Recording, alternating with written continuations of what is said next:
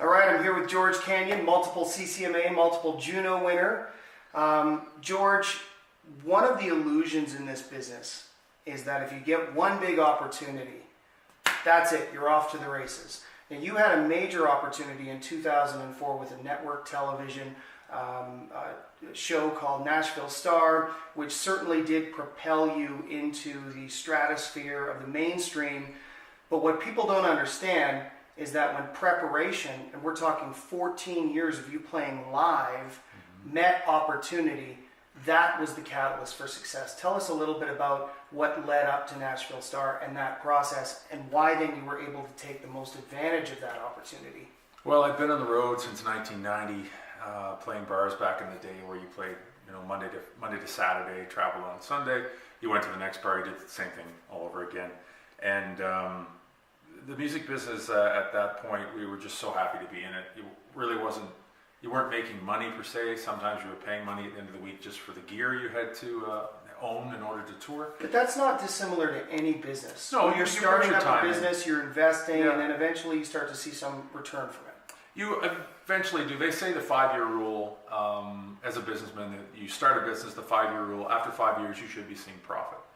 That's the old 5-year rule. Or maybe you're in a bad business. Or maybe you're in a bad business. I was determined to continue, and met my wife, we got married, had kids. I stayed in the music business, playing wherever I could, pubs, bars, whoever had me. Mm-hmm. My wife working 3 jobs, so I could continue to do that. I was Mr. Mom, which I would never ever trade. But I remember playing weekends for $75, just trying to get out there. So you keep working on your craft, and every time you play, you're hopefully getting a little bit better. You're learning more about how to talk to people from the stage, how to write music, and of course how to sing music. And then when Nashville Star happened in 2004, there was a side of me that was very relaxed with the whole process, where I remember being in the final auditions in Nashville with 20 people at the Roy Cup Theater, I think it was called. And I remember looking at the faces of a lot of these kids, and they were just absolutely terrified. Inside, I was very nervous, but I'd had 14 years of professional playing, really, to fall back on. So that really helped me to kind of relax and do what I knew I could do. So leading up to the opportunity, you had diligently applied yourself to your craft. After the opportunity came, and we've seen this with a number of stars who shone bright on television during American Idol or The Voice, and then they end up back in their day jobs in 3 years. What were some of the tactics and strategies that you used to keep up the momentum after Nashville Star? You must have had to really focus on a few things. And what were those things? Well, I really, at that point, because everything was happening so fast, you're trying to build a team around you to do what you can't do. And one of the biggest things being an artist is actually being an entrepreneurial businessman is understanding where your limitations are, so that for instance, I don't do what you do, because I could try to do it, but I wouldn't do it as well. So I know where my strengths are, and that's what I concentrate on. As much as I've tried to do all those other things around me, I've come to learn that you need to surround yourself with people that are experts in their own fields. And when you are the hottest thing in town, which when you came off that show you were, how do you discern, the snakes from the people who are going to do a good job, the people you can trust versus the people who are opportunists? Like, how do you exercise your gift of discernment to really weed that out? That's a tough one, because I've messed that up a lot, because I kind of see the good in everybody. So I think the biggest thing is you learn from your experiences. So when you meet someone and you work with them, and then you learn maybe the truth of who they really are, you see their true colors, you just learn from that and try not to make the same mistake or fall for the same trap again. But would you suggest research? Research is great, but I have learned that the smart snakes can what term? I'm not allowed to curse. The smart Sure snakes. it's the internet.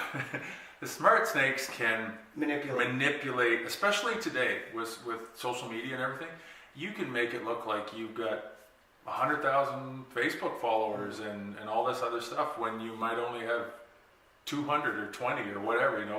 There are ways to manipulate things. I think a lot of it has to come with, if there are people that you know that have strengths that you can utilize, that you can trust 100%. Maybe from your past or your surroundings, get those people around you to maybe at least. And that just happened to be the case with us. It happened to be the case with us, luckily, Yeah. because this position that you're in is more vital than the band, and the tour manager, than the sound tech, because we all do our jobs and we do our jobs well, but the position you're in has to be a complete 110% trust position.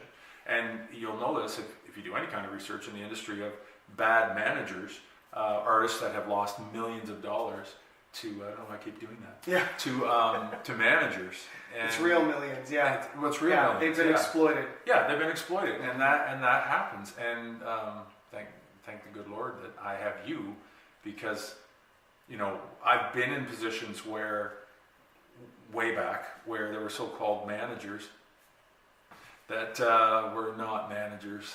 They just weren't looking out for your best interests.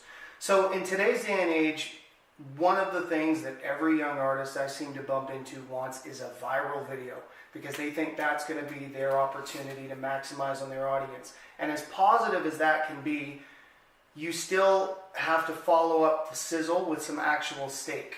Yeah, always. Proof's in the pudding. It's good to put time into that, of course, but 80% of your time should be put into your craft.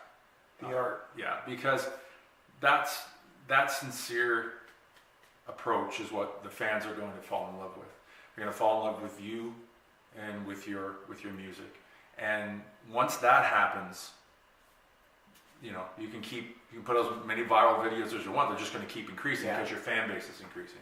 Yeah, a viral video didn't give Tom Petty his career or Bruce No. Springsteen his career.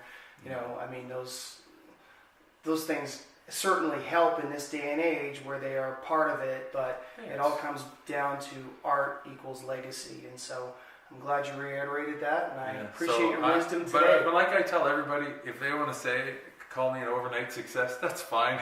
I'm just happy to be successful and have a career. Absolutely. Yeah. We're glad you are too. Thanks, man. Welcome.